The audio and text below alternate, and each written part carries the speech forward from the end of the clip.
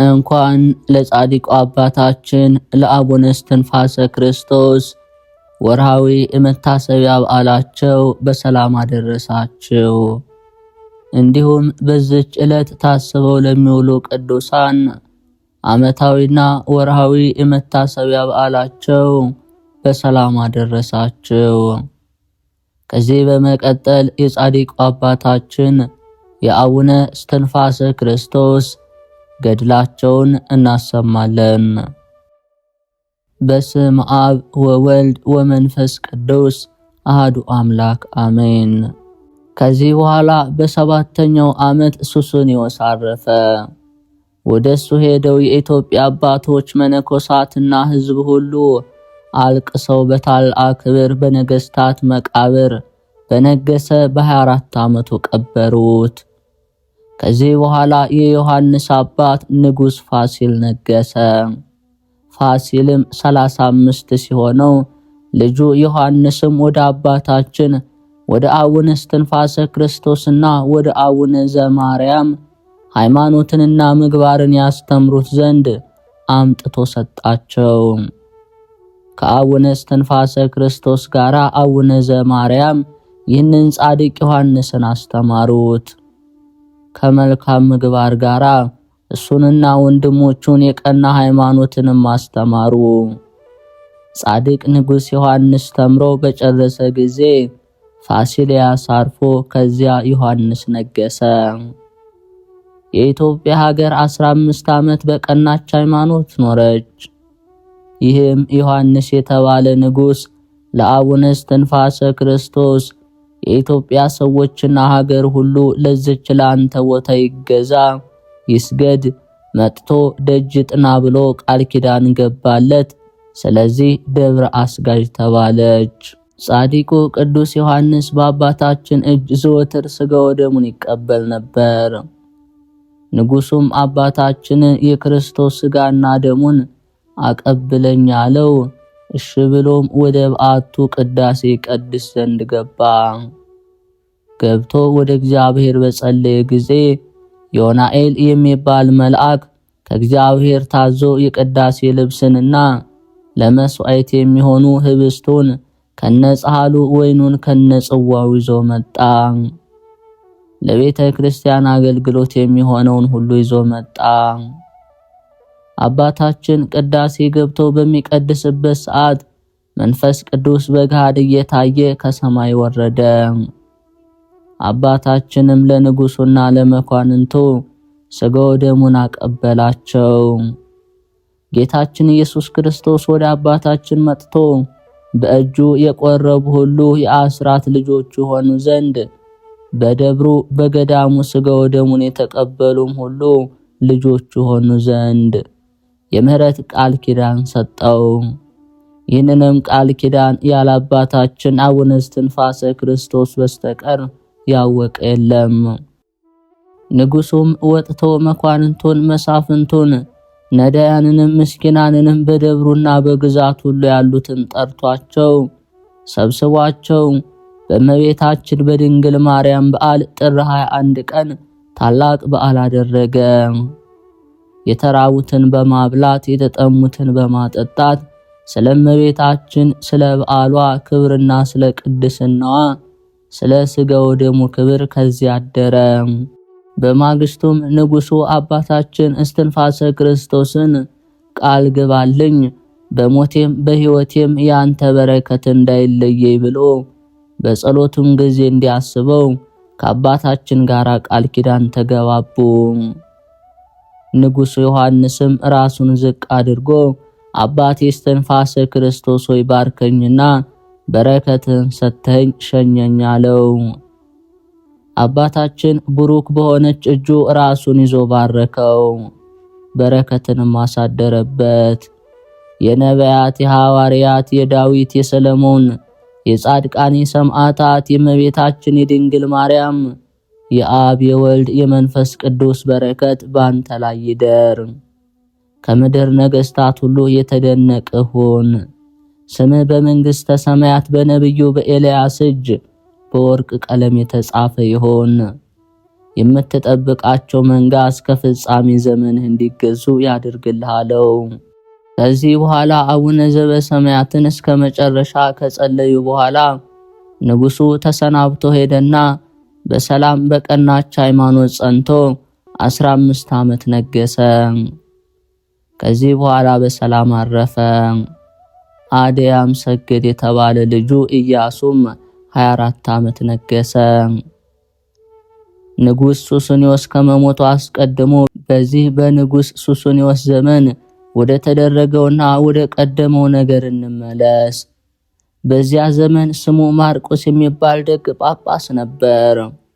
መልካም ስራን የሚጠላ ሰይጣን የኢትዮጵያ መነኮሳት በአቡነ እስትንፋሰ ክርስቶስ ጸሎት በአባ ካለ ክርስቶስ ጸሎታቸውና ትምህርታቸው የኢትዮጵያን ሀገር እንደወረሱ አይቶ የተረገመ ጠላት በእነሱ ላይ ቀንቶ በጠላትነት ተነስቶ ስሙ መሃልም የሚባል የክፋትና የተንኮለኛ ወሬኛ ሰው ላይ አደረ።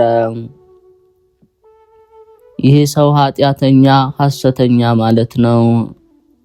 መሃልም የተባለ ሰው ሐሰተኛና እንደተወገዙ እንደ አርዮስና እንደ መቅዶኒዮስ የተወገዘ መናፍቅ ነው።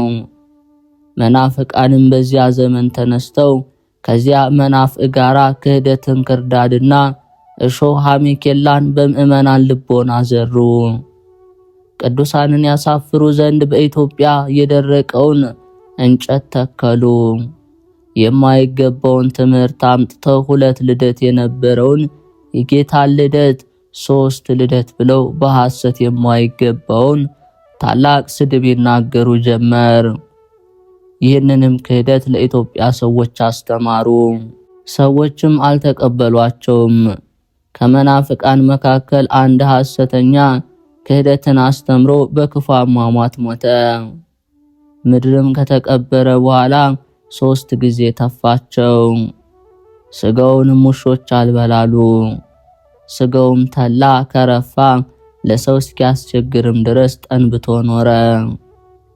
ነፍሱንም የጨለማ ገዣ አጋንንት እየቀጠቀጧት ወደ ዘላለም እሳት ሄደች። ወደ ባህር እሳት ወረወሯት። በብዙ ሲቃይ ከባህር እሳትም ውስጥ ወጥታ ከጌታችን ፊት ደርሳ እየተንቀጠቀጠች ቆመች። ጌታችንም ይህችን የሰደበችኝን ነፍስ ወደ ዙፋን ያታቅርቧት፣ እርጉም ዲያብሎስ ወዳለበትና የጥልቅ ጥልቅ ወደሚሆን መናፍቃን ወዳሉበት የኩነኔ ቦታ መውጫ ወደሌለበት ወደ ዘላለም ሲቃይ ውሰዷት አለ። እነሱም እየቀጠቀጡ ወስደው ትል ወደማያንቀላፋ እሳት ወደማይጠፋ እሳት ወረወሯትና በድቅድቅ ጨለማ ውስጥ አኖሯት። ያም ቦታ ለዘላለም መውጫ የሌለበት ቦታ ነው። ዳግመኛም አንድ አመፀኛ መናፍቅ እንደ አባቶቹ ሳይሆን ሞኝ ወደሆነው ወደ አጼ ሱስንዮስ ሄዶ ፍጹም ስድብንና ክህደትን አዲስ ሃይማኖትን እናምጣለውና ከነቢያትና ከሐዋርያት ከጻድቃንና ከደናግል ከመነኮሳት ዘንድ ያልተገኘውን ትምህርት አምጥቶ 3 ልደት ብሎ አስተማረው። አስቀድሞ ጌታችን ሩቅ ብእሲ የዮሴፍ ልጅ ብለው ታላቅ ስድብን ሰደውኝ እንዳለ ይህም የዋህ ንጉሥ በዚህ ክህደቱ ጸና። ያም መናፍቅ ለኢትዮጵያ ሕዝብ ይችን ሃይማኖት እናስተምር ዘንድ አዋጅ ነግረ ሰብስባቸው እኔም ሃይማኖትን አስተምራቸዋለሁ አለ። እንዳለውም አልቀረም። ሕዝቡም ተሰብስበው ሲያስተምር ትምህርቱ በከተማና በሀገሩ ተሰማ። በዚያ ዘመን ሰይጣን ካነሳው አውሎ ነፋስ የተነሳ በኢትዮጵያ ሁሉ ታላቅ መታወክ ሆነ። ሃይማኖቱ የቀና ስራው መልካም የሆነ ስሙ ማርቆስ የሚባል ጳጳስ በዚያ ዘመን ነበር። በጾምና በጸሎት በመታመን ያም አባት በሰይጣን ላይ እንደ አንበሳ ገዥ ነበር። እንደ አንበሳ ነበር። ገዢ ከሚሆን ከንጉሱ ጋራ በሃይማኖት የተነሳ ታላቅ ጠብ ሆነ። የኢትዮጵያ መምህራንና መነኮሳት፣ ካህናት፣ ምዕመናን ሐዋርያትን የሚከተል የሐዋርያት ወንድም የሆነ ማርቆስን ተከትለው ወደ ንጉሱ ገብተው ንጉሱን ከሐዋርያት ዘንድ ያልተገኘውን ከመጽሐፍታቸውም ያልተገኘውን ጌታችን መድኃኒታችን ኢየሱስ ክርስቶስ የማይወደውን ይህን ክህደት ተዋሉት። እምቢ ካልክ ሥጋው ደሙን አናቀብልህም አሉት። ያም ንጉሥ አይሆንም አልመለስም አለ።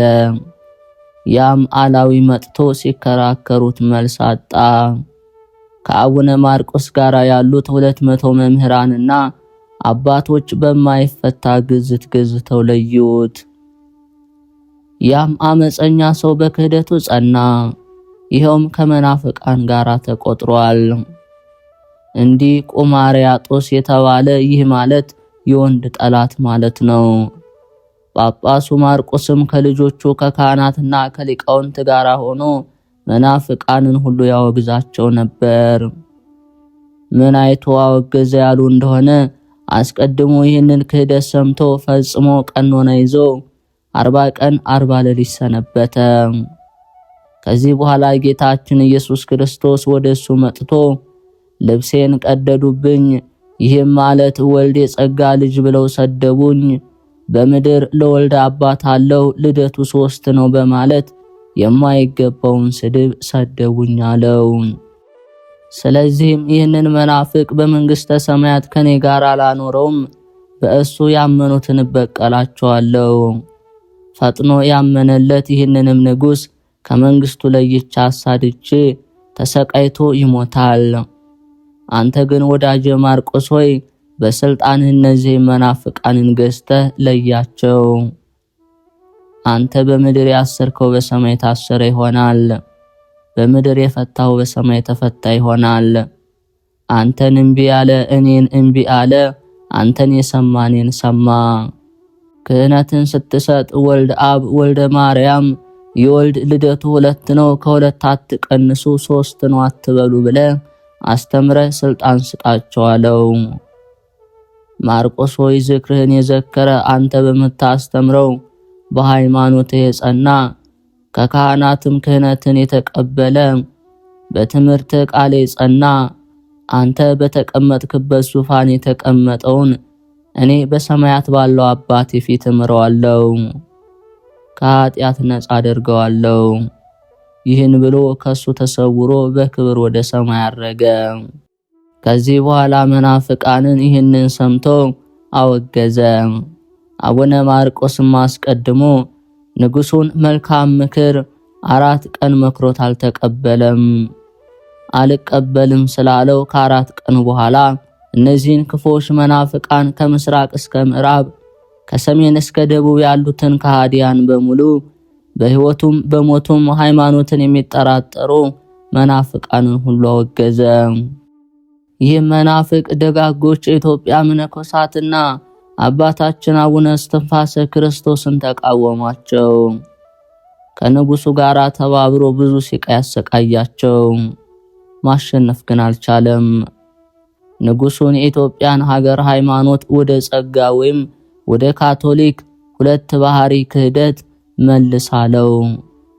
ንጉሱም ይህንን ሰምቶ በኢትዮጵያ አድባራትና ገዳማት ያሉትን መነኮሳት፣ መምህራን፣ መናንያን ያመጡ ዘንድ በጎጃም፣ በትግራይ፣ በሮሃ፣ በወንሶል ይኸውም ወደ አባ ምህረተ ክርስቶስ ቦታ ወደ አንባሰል ወታደሮችን ላከ። እነሱም በጽድ እንጨት ላይ ቆሞ ብዙ ዘመን ሲጸልይ የነበረውን አባ ምህረተ ክርስቶስ የተባለው ታላቅ መነኩሴ ያወርደው ይዘውት ሄዱ። ዳግመኛም ንጉሱ ወታደሮችን ወደ ሸዋ ሀገርና ገዳማት ወደ ዳውንት ሀገር ላከ። ወታደሮቹም እግዚአብሔርን የማይፈሩ የሰውን ፊት የማያፍሩ ጨካኞች አረመኔዎች ነበሩ። እነርሱም ወደ ደብረ አስጋጅ መጥተው አቡነ እስትንፋሰ ክርስቶስን ፈለጉት፣ ሊያገኙት ግን አልቻሉም። የእግዚአብሔር መልአክ ቅዱስ ሚካኤል በክንፉ ሰውሮታልና እረፍቱም በሰማዕትነት አይደለምና ወደፊትም የሚሰራው ብዙ ሥራ አለና ወታደሮችም ከሀገሩ ሰዎች ጋር 25ቱን ሀገር እየወረሩ አባታችን አቡነ አካለ ክርስቶስ ካለበት ደብረ ጸበለ ጎል ደረሱ። ገዳማት ካሉበት ደርሰው እነዚያን ገዳማት ወረሩ።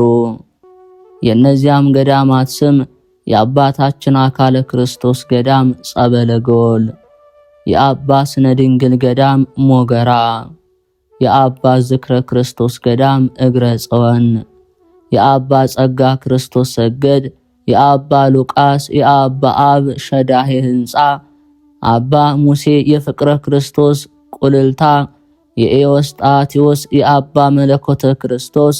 እነዚህ ስማቸውን የጠራናቸው ከጎጃም ሀገር የመጡ ደጋጎች እግዚአብሔርን ፊት ለፊት የሚያዩ አባቶች ናቸው። ከነርሱ መካከል ሙታንን ያስነሳ፣ በብርሃን ሰረገላ የሚሄድ፣ የእውራንን ዓይን ያበራ፣ ለምጽን ያነጻለ፣ ከሰማይ ህብስት ተቀብሎ የሚመገብ፣ የመላውን ውሃ የከፈለ፣ ተራራውን ያፈረሳለ። ለቅዱሳን አባቶቻችን የሰማዕትነትን አዝመራ በደረሰ ጊዜ የንጉሥ መልእክተኞች መናፍቃን እነዚህን ከበቧቸው። አባ አካለ ክርስቶስ ካለበት ደርሰው ዛሬ ከዚች ገዳም ሳናስወጣቸው አናድርም፣ በገዳም ያሉትን ልጆችን ሰብስባቸው፣ በእግሩም የሚሄድ አንድ ሰው እንዳይቀር ንጉሡ አዟልና ብለው ተናገሩ። አባታችን አካለ ክርስቶስም ይህንን ሰምቶ ረጅም ጸሎት በጸለየ ጊዜ የእግዚአብሔር መልአክ ወደ እርሱ መጥቶ አትፍሩ፣ ሂዱ፣ በሰማዕትነት ሞታችሁ መንግሥተ ሰማያትን ትወርሳላችሁ፣ የሕይወት አክሊልን ትጎናጸፋላችሁ፣ የሙሽርነት ዘመን ደርሷልና በርትታችሁ መከራውን ታገሱ፣ በ12ቱ ሐዋርያትና በ318ቱ ሊቃውንት ሃይማኖት በያዝከውም እምነት ተአምራት ይደረግላቸዋል። ዳግመኛ ያ መልአክ ለአባቶች በዚህ አካባቢ ያላችሁ በሰባቱ ሰዓታት ጊዜያትን ለማድረስ ደወልን የምትደውሉ ንጉሡን ይህ ሃይማኖት አይጠቅምህም አትመንበት ብላችሁ ንጉሡንና ይህንን መናፍቅ አውግዛችሁ ለዩት ብሎ ወደ ሰማይ አረገ። ከዚህ በኋላ ቅዱሳን አባቶች ወደ አቡነ እስትንፋሰ ክርስቶስ ዘንድ ሄዱ። እነርሱም በመስቀሉና በሰይፈ ጸሎቱ አጋንንትን የሚያጠፋ የአምባሰሉ አባ ምህረተ ክርስቶስና አባ ስሉስ ሰገድ፣ ቁጥራቸው 1200 የሆነ የአባ ዘማርያምና የአባ ዘገብርኤል የአባ አብራኒዮስ ልጆች ናቸው። እነዚህም ቅዱሳት መነኮሳት አቡነ ዘበሰማያትን ከአቡነ እስትንፋሰ ክርስቶስ ተቀብለው በጸሎት አስበን ብለው ተማጸኑት። አባታችን አቡነ እስትንፋሰ ክርስቶስም ጽኑ፣ ከያዛችሁት ሃይማኖት አትናወጹ፣ ለኔ ግን እረፍቴ በሰማዕትነት ይሆን ዘንድ አልተፈቀደልኝም። የኔ እረፍት በሌላ ነው፣ እናንተ ግን በሰይፍ ተቆርጣችሁ የምታርፉበት ጊዜ ደርሷልና ሂዱ አላቸው። እነርሱም ቡራኬ ተቀብለው ተመልሰው ከገዳማቸው ገብተው ሃይማኖታቸው የቀና መናንያን መነኮሳት ልጆቻቸውን ሰበሰቡ። የእነዚህም ቁጥራቸው 700 ወንዶች መነኮሳት 400 ሴቶች መነኮሳያት ናቸው። አባ አካለ ክርስቶስም የሚፈራ የሚጠራጠር አይሄድ፣ ይመለስ፣ ያመነ የማይጠራጠር የሞቱን መስቀል ጨክኖ ይቀበል ዘንድ ይከተለን፣ ቤቱን አይዝጋ፣ ስንቁን አይያዝ፣ የሃይማኖት ሰይፍን ይዞ ይከተለን። የጽድቅ አዝመራ የሰማዕታት ጊዜ ደርሷልና የሰማዕታት አሰረ ፍለጋቸውን ተከትለን እንሄድ፣ በዚያ ጌታችን ኢየሱስ ክርስቶስ እናገኘዋለንና። ብዙ ጎዳና በመሄድ በሰይፍ በመቆረጥ ደማችንን በማፍሰስ የነሱን ዋጋ እናገኛለን። አስቀድመው የነበሩ ከሃዲያን ደማቸውን ስላፈሰሱ የኛንም ደም ያፈሱ፣ የነሱንም በሰይፍ ስለቆረጡ እኛንም በሰይፍ ይቅረጡን። ስለ ግርፋታቸው እኛን ይግረፉን። የሚያቃጥል የፀሐይ ሐሩር የሚያጠወልግ የሚያቀልጥ ነውና በግርፋታቸው እነሱን እንመስላለን። እየረገጡን እየደበደቡን ይነዱናል። መከራ ሞታቸውን ከተሳተፍን የምስክርነት አክሊል አለን። ወደ ዘላለም ሕይወት እንገባለን። በሰማያት ከጻድቃን ከሰማዕታት ጋር እንነግሳለን። ስለ ቀናች ሃይማኖታችን አንገታችንን ለተሳለ ሰይፍ እንሰጣለን። ይህችውም የጌታችን መከራ መስቀሉን ተቀብለን የምንገባባት ሀገራችን ናት። አባ አካለ ክርስቶስም ይህንን ከተናገረ በኋላ 55ቱ የዳውንት መምህራን ከመላ ማህበራቸው ጋር ሄዱ። አባ አካለ ክርስቶስም ከ800 ማህበር ጋር ተጓዘ። የሀገሩ ሰዎችም የነፍሳችንና የስጋችን መማፀኛ የሃይማኖት መምህር አባ አካለ ክርስቶስ አባታችን ለኛ ወዮልን ወዮት አለብን። ከዛሬ ጀምሮ የታመሙትን የሚፈውስልን ያዘኑትን የሚያረጋጋልን የለንምና አባቶች ልትሞቱ ነውን? እኛም ከናንተ ጋር እንሞታለን አሉ። የሰላማችን መሪ የሆንከን አባትና እናት የሆንከን የመንግስተ ሰማያት መሪ አባታችን ሆይ አንተን ባናይ ባናውቅ በተሻለን ነበር። ደስታችን ወደ ሐዘን፣ ብርሃናችን ወደ ጨለማነት ተመልሷልና እኛም በመከራና በድካም ተጣልን አሉ። የዳውንት ሀገር ሰዎች ሁሉ እየተጫጫው እነዚህን ቅዱሳን ተከተሏቸው። መጻጉዓን፣ አንካሳን፣ የተለያዩ ደዌ ያለባቸውም አባታችን እስትንፋሰ ክርስቶስን እያሉ በተአምራት ከበሽታቸው ድነው ተከተሏቸው። እንጨቶችና ድንጋዮች በድንቅ ተአምራታቸው ተከተሏቸው። አባታችን አካለ ክርስቶስም ተመለሱ አላቸው። እንጨቶችና ድንጋዮችም ወደ ኋላ ፈጥነው ተመለሱ። ከዚህ በኋላ የንጉሥ ወታደሮች ቅዱሳንን እየነዱ ይዘዋቸው ሰውነታቸውን በፀሐይ ሐሩር እየቀለጠ ከገዳማቸው አወጧቸው። ሲሄዱም በመንገድ ድካም በጸናባቸው ጊዜ የሚያርፉበት ጥቂት ጥላ ፈለጉ። በጭንጫ ድንጋይ ላይ የወይራ እንጨት ነበረች። እነሱም ለአባታቸው ለጻድቁ አካለ ክርስቶስ አባ ራበን፣ ጠማን፣ ድካም ከላብ ጋር መጣብን አሉት። አባታችንም በዚህ ጥላ ስር ረፉ አላቸው። እነዚያም ቅዱሳን አንዱ በአንዱ ላይ እየወደቀ አንዷም በአንዷ ላይ እየወደቀች አረፉ። የእንጨቱ ጥላ ማረፊያ የሆናቸው ዘንድ አልበቃቸውም፣ እንደ ቅጠልም ረገፉ። 7ቱ መነኮሳትን በማህበራቸው ላይ የደረሰውን ሲቃይ ባዩ ጊዜ እንደ በለስ ቅጠል እርግፍ ብለው ከመሬት ወድቀው የመረረ እንባን አለቀሱ። በፍጹም ልባቸውም ጮሁ። ወንድሞቻችን ሆይ ለጥማችን ውሃን እናገኝ ዘንድ ውሃ ወዳለበት እንሄድ። ጠምቶን በውሃ ጥም ደርቀን እንደምን እናድራለን አሏቸው።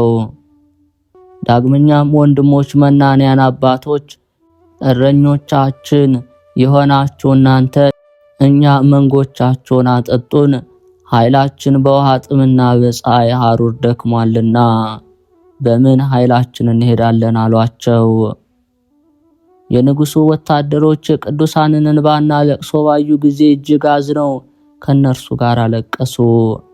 አቡነ እስትንፋሰ ክርስቶስና ድንቅ ድንቅ ተአምራትን የሚያደርጉ እመቤታችንን ዘወትር የምታነጋግራቸው ሰማያዊ ንጉሥም ዘወትር የሚያነጋግራቸው 7ቱ አባቶች መምህራን ተመልሰው ወደ እግዚአብሔር ፊታቸውን አቅንተው አቤቱ የእስራኤል አምላክ ሆይ ለእስራኤል ከጭንጫ ላይ ውሃን ያፈለክላቸው፣ በሲና በረሃ ይጠጡ ዘንድ እንዲጠጡ ያደረካቸው፣ ሰማይና ምድርን የምትገዛ ያላንተ ሌላ አምላክ የሌለ፣ ስለ እኛም የምታዝንና ስለ ድካማችን የምታስብ ስለ ስምህ ብለህ ምራን፣ መግበን። ቅዱሳን የነበሩ ሙሴና አሮንን አቤቱ አንተ ሰማሃቸው፣ አንተም ይቅር አልካቸው። እነሱን እንደሰማሃቸው አቤቱ ወደ አንተ የለመነውን ልመናችንን ስማን ብለው ጸለዩ።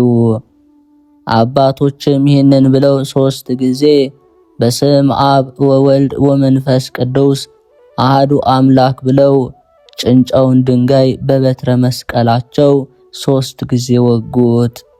በዚያን ጊዜ በ11 ሰዓት ብዙ ውሃ በቅዱሳን አባቶች ጸሎት መነጨ። 7ቱ መነኮሳት ማህበርተኞቻቸውን የእግዚአብሔር ታዳጊነቱን ቸርነቱን ታዩ ዘንድ ጌታችን መድኃኒታችን ኢየሱስ ክርስቶስም ቸር እንደሆነ ታውቁ ዘንድ ተነስታችሁ እርሱ የሰጣችሁን ቅመሱ አሏቸው። ምግባችሁም ከሱ ዘንድ ነውና ከእንግዲህ ጨክኑ፣ ሁላችሁም በእግዚአብሔር ያመናችሁ ሁላችሁ ልቦናችሁን አጽኑ አሏቸው። እነዚህም ማህበር ይህንን ባዩ ጊዜ እጅግ አደነቁ። በልተው ጠገቡ፣ ጠጥተውም ረኩ። ምግብና ውሃ ኃይል ሆናቸው። ውሃውም እስከ ዛሬ ተአምር እያደረጋለ። እነዚያም ማህበር ከዚህ አደሩ። ከዚህ በኋላ በማግስቱ ወታደሮች ተነስተው ቅዱሳንን ይዘው አርንጎ ወደ ተባለው ሀገር አደረሷቸው። ለንጉሱም መምጣታቸውን ነገሩት። ከ7ቱ አባቶች ጋር የነበሩ ከጎጃም 77 መምህራን፣ ከ150 ምዕመናን፣ ከትግራይ አውራጃ 1000፣ ከሸዋ ሀገር 1200፣ ከመላው ኢትዮጵያ ከ18000 በላይ ቁጥራቸው አልታወቀ ብዙ የሆኑ በሃይማኖታቸው የጸኑ ከነዚህ ጋር አሉ። መምጣታቸው ለንጉሱ በነገሩት ጊዜ አምጧቸው ብሎ እሱ በዙፋኑ ላይ ተቀመጠና ሰራዊቱንም ሰበሰበ። መግረፊያ ጅራፍን የሚተኩሱ ሰይፍንና የጦር መሳሪያን የታጠቁ እንደ አንበሳ የሚደነፉ የሚያስፈሩ የመንግስት ልዩ ኃይል በዚያ ቅዱሳን መነኮሳት እናቶች መበለታትን ያስደነግጧቸው ዘንድ መሳሪያቸውን ታጥቀው ተዘጋጅተው ቆሙ። አባታችን ጻድቁ አካለ ክርስቶስም ልጆቹ ለሆኑ ለነዚያ ማህበር መከራውን ታገሱ፣ ልባችሁንም አጽኑ፣ እግዚአብሔርን ተስፋ አለኝ ታድርጉ። የጻድቃን ድህነታቸው ከእግዚአብሔር ዘንድ ነው። በችግራችሁ ጊዜ የሚከራከርላችሁ የሚረዳችሁ ከኃጥአንም እጅ ፈጽሞ የሚያድናችሁ እሱ ነው ብሎ ነብዩ ዳዊት እንደተናገረ ሃይማኖቱ እንደ ጥንብ የከረፋ ፈራሽ በስባሽ ሟች ከሆነ ከንጉሱ ፍርሃት የተነሳ ለምን ትረበሻላችሁ አላቸው። አባታችን አቡነ እስትንፋሰ ክርስቶስም እንደዚህ ብሎ አጸናቸው። ንጉሱም በጉባኤ መካከል አምጥተው ያቆሟቸው ዘንድ ሰራዊቱን አዘዛቸው። ሰራዊቱም አመጧቸው። ቅዱሳንም ወንጀለኛ በሆነ በንጉሱ ፊት ቆሙ። ያም ንጉስ እነዚያን ማህበር እናንተ በሃይማኖት የመኑ ለመንግስቴ ክብር ተገዙ፣ ስገዱ ብሎ ጠየቃቸው። አባቶችም ከድንግል እናቱ ጋራ እግዚአብሔር ያልወደደው ክህደትን ታስተምር ዘንድ አናሰናብትም። ሃይማኖትስ ማስተማር ለጳጳሳት፣ ለመምህራን፣ ለአባቶች መነኮሳት ነው። የንጉሱ ሥራ ግን ሃይማኖትን ባቀኑ በ318ቱ ሊቃውንትና በአባቶቻችን ሐዋርያት ሃይማኖት ጸንቶ በመልካም አገዛዝ ሀገርን መግዛት ነውና የቀና ፍርድንም መፍረድ ነው። ለነዳያን ለምስኪን መፍረድ፣ የተራቡትን ማብላት፣ የተጠሙትን ማጠጣት፣ የተራቆቱትን ማልበስ ይገባሃል። ወርቅና ብርን ያማረ የሐርና የተለያየውን ልብስ በምድር ማከማቸት አይጠቅምህም። ቤተ ክርስቲያን ማሳነጽ ይጠቅምሃል አሉት። ንጉሱም ስለ መልሳቸው ተቆጥቶ እንደ አንበሳ ሆነ። እነዚያንም አባቶች በሃይማኖቴ አታምኑምን? በእኔ ላይ ትታበያላችሁን? አላቸው። ቅዱሳን አባቶችም ክፉ በሆነች ሃይማኖት አናምንም፣ ይህንን እናደርግ ዘንድ ለኛ አግባብ አይደለም ብለው መለሱ። ንጉሱም እንደዚሁ እኩል መልስ ስመላለስ እንውላለን፣ 3 ልደት ብላችሁ መኑ፣ በእነዚህ በሰራዊቱ ሁሉ መካከል እንዳታፍሩ፣ ከነ ማህበራችሁ ራቁታችሁን ሆናችሁ እንዳትታዩ አላቸው። ያሰቃዩአቸው ዘንድ ወታደሮችን አዘዘ። የንጉሱም ወታደሮች በጦር መሳሪያዎችና ከባድ በሆነ በትር ጀርባቸውንና ደረታቸውን ቀጠቀጧቸው። እነዚህም ቅዱሳን ማህበር የውሃ ጎርፍ እንደሚጮህ ከመከራው የተነሳ ተጫጫሁ። ከክርስቶስ ፍቅር ማን ይለየናል? መከራ ወይስ ጭንቀት ወይስ ስደት ወይስ ረሃብ፣ ራቁትነት ወይስ ፍርሃት ወይስ ሰይፍ ወይስ ጦር ነውን አሉ።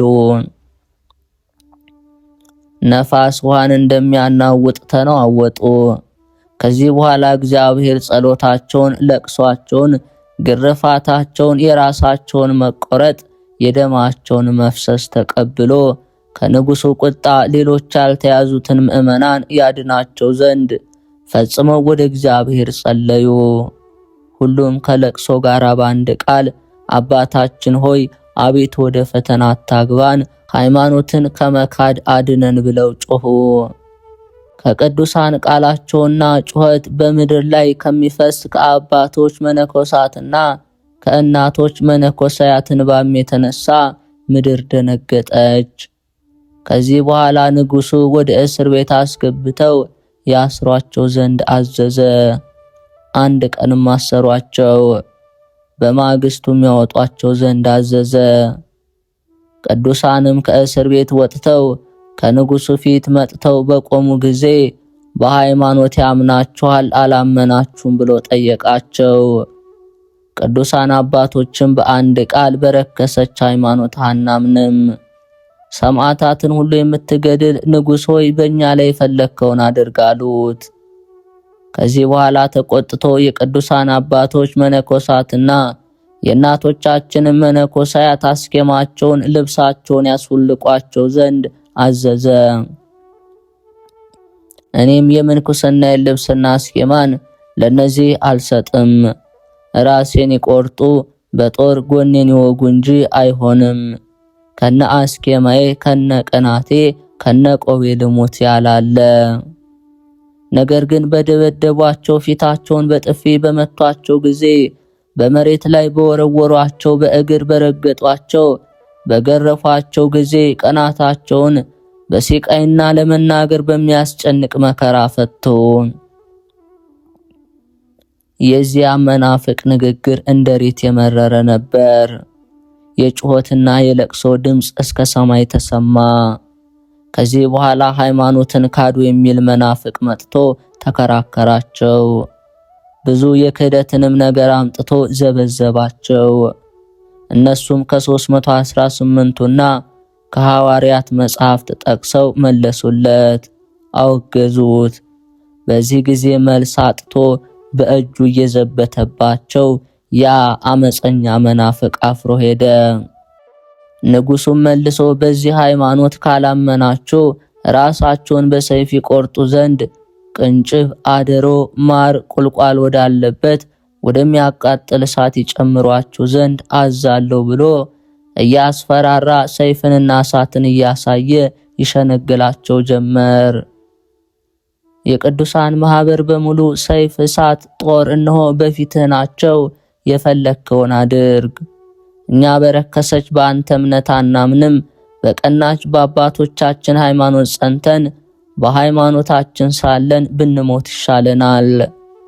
በጴጥሮስና በጳውሎስ ስልጣን ሃይማኖትን ባቀኑ በ318ቱ ሊቃውንት ስልጣን በእኛም ስልጣን አወገዝናችሁ፣ የተለያችሁ የታሰራችሁ ሁኑ ብለው በአንድ ቃል ተናገሩ።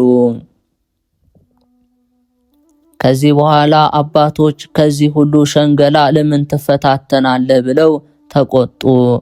ንጉሱም ወደ እሳት ይወረውሯቸው ዘንድ የማህበሩን ሁሉ ራስ በሰይፍ ይቆርጡ ዘንድ ወታደሮችን አዘዛቸው። የታዘዙት ወታደሮችም እሳትን አንድደው ከእሳት ውስጥ ወረወሯቸው። እሳቱን ፈጽሞ አላቃጠላቸውም፣ አልነካቸውም፣ እንደ በረዶ ቀዘቀዘ እንጂ። እነሱም የ3 ደቂቅን ጸሎት እየጸለዩ ሳይቃጠሉ ከእሳት ወጡ። ከዚህ በኋላ ንጉሱ የተራቡ ኃይለኞች አንበሶችን አምጡ ብሎ አዘዘ። እነዚያም የተራቡ አንበሶች ወደ ቅዱሳን እየተሯሯጡ መጥተው እግራቸውን ይስሟቸው፣ ይተሻሿቸው። እነሱም የረገጡትን የእግራቸውን ትቢያ ይልሱ ጀመር። የንጉሥ ሰራዊትም ይህንን ተአምር ባዩ ጊዜ ፈሩ፣ ደነገጡ። በእነዚህ ቅዱሳን ሃይማኖትም አመኑ። የንጉሱ መኳንንትና የተለያዩ ባለስልጣናት ንጉሱን እነዚህን አንበሶች የሚያሰግዱ እሳትን የሚያቀዘቅዙ ፈጣሪ እግዚአብሔርን የሚፈሩ ቅዱሳን መነኮሳትን ትጣላቸው ዘንድ ፈጽሞ አግባብ አይደለም አሉት። ንጉሱም ተቆጥቶ በሃይማኖቴ ካላመኑ አልተዋቸውም አለ። ዳግመኛም ንጉሱ ከዚህ ከመናፍቅ ጋራ መክሮ በሰይፍ አንገታቸውን ይቆርጣቸው ዘንድ አዘዘ። ብዙ ከተጨቃጨቁ በኋላ ወታደሮቹ ሰይፍ ይዘው ይቆርጧቸው ዘንድ ቅዱሳንን ከአዳራሽ አውጥተው እየነዱ ወሰዷቸው። በምግባርና በሃይማኖት የጸኑ እነዚህ ቅዱሳን በሃይማኖት ጸንተው ለሞት ጨክነው ዓይናቸውን ወደ ሰማይ ቀና አድርገው ፈጽመው ወደ እግዚአብሔር ለመኑ።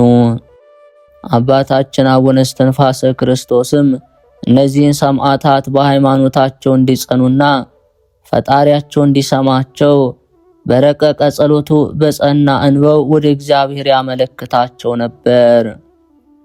ጌታችን ኢየሱስ ክርስቶስ ክብር ምስጋና ይግባውና በአቡነ እስትንፋሰ ክርስቶስ ጸሎትና በእነሱ ጸሎት ወደ እነሱ አምጥቶ ሰማዕትነትን የተቀበሉትን ቃል ኪዳን ሰጣቸው።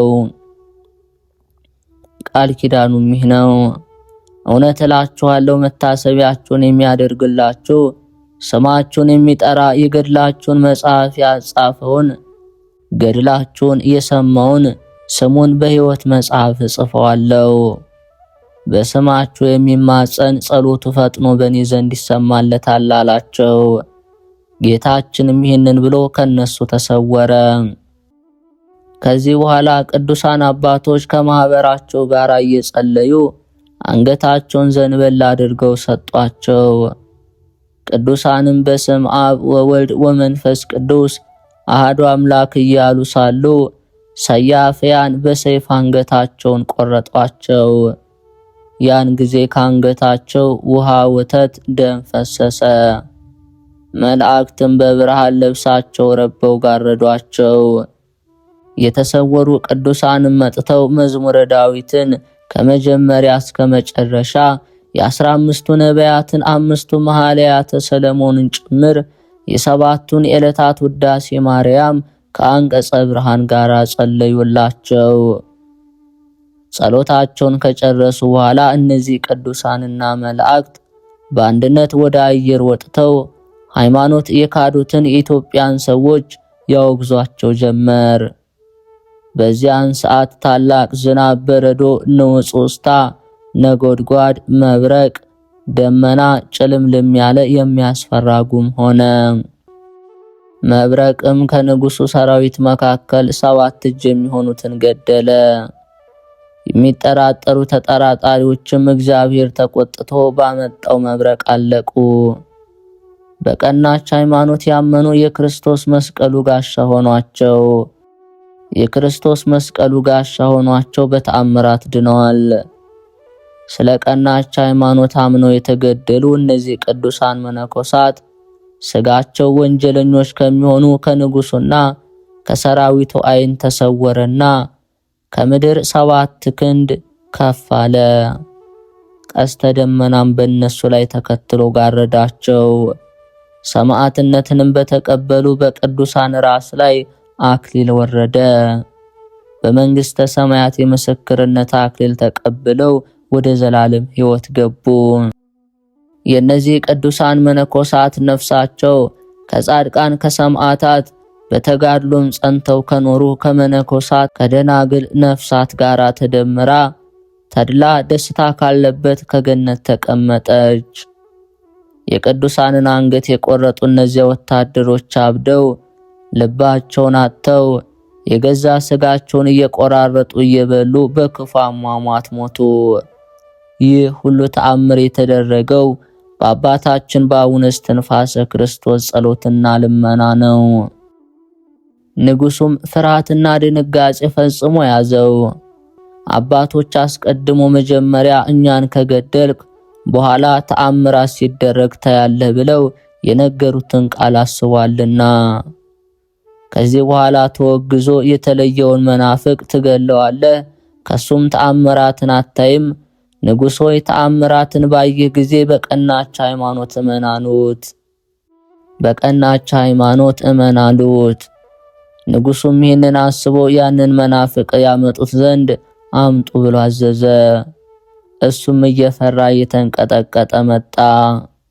ንጉሡም አንተ መናፍቅ አመፀኛ ሰው፣ ብዙ ደጋጎች ሰዎችን አስገደልከኝ፣ ሃይማኖት የረከሰች የከረፋች ናት በማለት ይገድሉት ዘንድ ለወታደሮች አሳልፎ ሰጥቶ፣ ወታደሮችም ከከተማ አደባባይ አውጥተው ገለውት በክፉ አሟሟት ሞተ።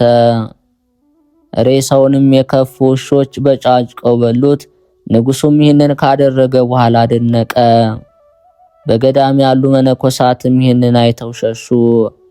ከዚህ በኋላ የከበረ የጸወንሶል ሀገር አባታችን ምሕረተ ክርስቶስ ተነስቶ በንጉሡ ፊት ቆሞ ፈጣሪ መድኃኒቴ የምስክርነት ጽናት የሕያው የእግዚአብሔር አብ ልጅ ሥጋን የተዋሃደው የማርያም ልጅ ጌታ ኢየሱስ ክርስቶስ ነው ብሎ መሰከረ።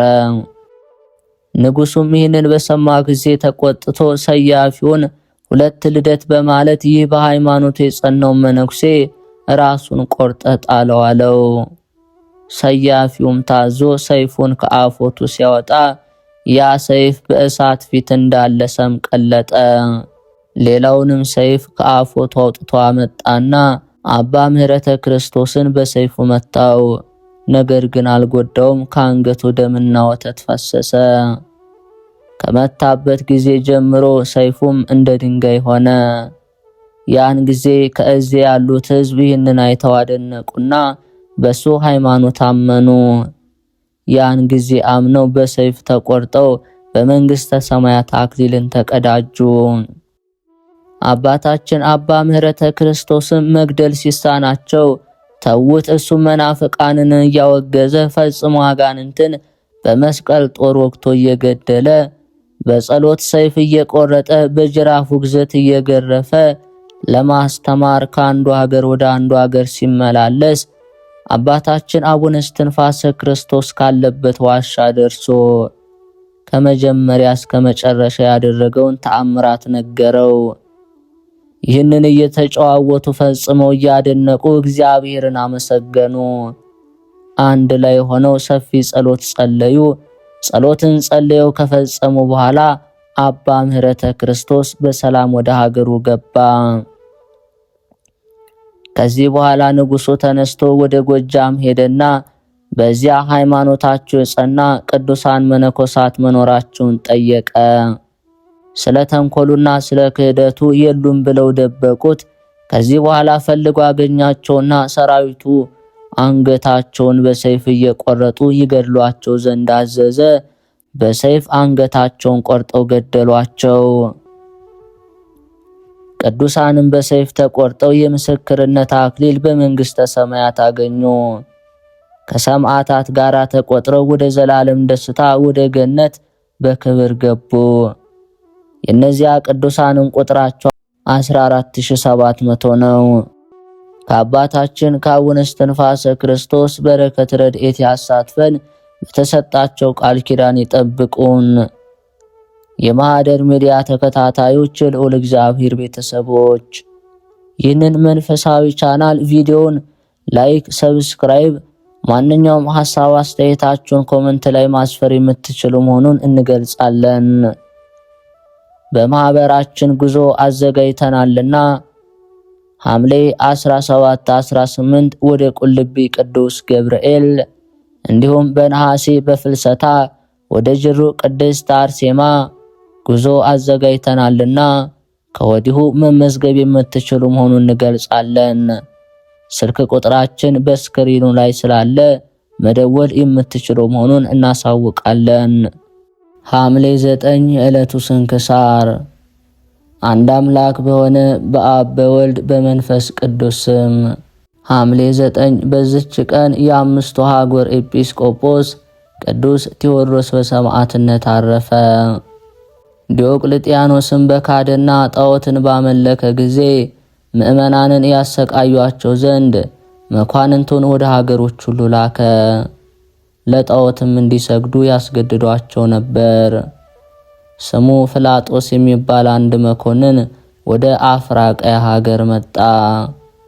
በዚህም ቅዱስ ለክርስቲያን ወገን መምህር እንደሆነ ነገር ሰሩበት። መኮንኑም ወደ እርሱ አስቀርቦ ለአማልክት እንዲሰዋ አዘዘው። ቅዱሱም እንዲህ ብሎ መለሰለት፣ ሰማይና ምድርን የፈጠረ አምላክን ትተን ጣዖት ማምለክ አይገባንም። መኮንኑም በእውኑ አርጤምስንና አጵሎንን አርዳሚስንም ሌሎች አማልክትን ያያቸዋልን? ሌላ ነውን? አንተ የምትናገርለት አምላክ ካለ እነዚህስ አማልክት አይደሉምን? አለው። ቅዱስ ቴዎድሮስም መልሶ አዎን አማልክት አይደሉም፣ ክብር ይግባውና ከአንድ ከኢየሱስ ክርስቶስ በቀር አምላክ የለም፣ እርሱም ለፍጥረቶች ሁሉ ፈጣሪያቸው ነው አለው።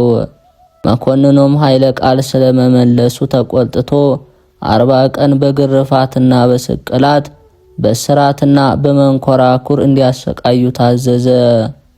እርሱ ግን ትእዛዙን አልሰማም፣ ከስቃዩም የተነሳ አልፈራም። ከዚህ በኋላ ራሱን በሰይፍ እንዲቆርጡ አዘዘ። በመንግሥተ ሰማያት የሰማዕትነት አክሊል ተቀዳጀ። ለእግዚአብሔር ምስጋና ይሁን፣ እኛንም በጸሎቱ ይማረን፣ አሜን። ሐምሌ 9 ቀን የሚከበሩ ዓመታዊ የቅዱሳን በዓላት፦ አባ ህልያን ገዳማዊ፣ ቅዱስ ቴዎድሮስ ሰማዕት፣ ቅዱስ ታውድሮስ ሰማዕት፣ ሰማዕታት ሉኪዮስና ድናግዮስ። በንስሐ ለክብር የበቁ የጦር አለቆች። ወርሃዊ ቅዱሳን በዓላት፦ አባ በርሱማ ሶርያዊ፣ ለሶርያ መነኮሳት ሁሉ አባት። አቡነ እስትንፋሰ ክርስቶስ ኢትዮጵያዊ። 318ቱ ቅዱሳን ሊቃውንት ርቱዓነ ሃይማኖት ዘኒቅያ። የብሔረ ብፁዓን ጻድቃን፦ አባ መልከ ጼዴቅ ዘሚዳ ኢትዮጵያዊ፣ ቅዱስ ዞሲማስ ጻድቅ ዓለመ ብፁዓንን ያየ አባት። ጌታ ኢየሱስም አትግደል፣ አታመንዝር፣ አትስረቅ፣ በሐሰት አትመስክር፣ አባትና እናትህን አክብር፣ ባልንጀራህንም እንደራስህ ውደድ አለው። ጎበዙም ይህንን ሁሉ ከሕፃንነቴ ጀምሬ ጠብቄአለሁ፣ ደግሞስ የሚጎድለኝ ምንድነው? አለው። ጌታ ኢየሱስም ፍጹም ልትሆን ብትወድ ሂድና ያለህን ሸጠህ ለድሆች ስጥ፣ መዝገብን በሰማያት ታገኛለህ፣ መጥተህም ተከተለኝ አለው። የማቴዎስ ወንጌል ምዕራፍ 19 ከቁጥር 18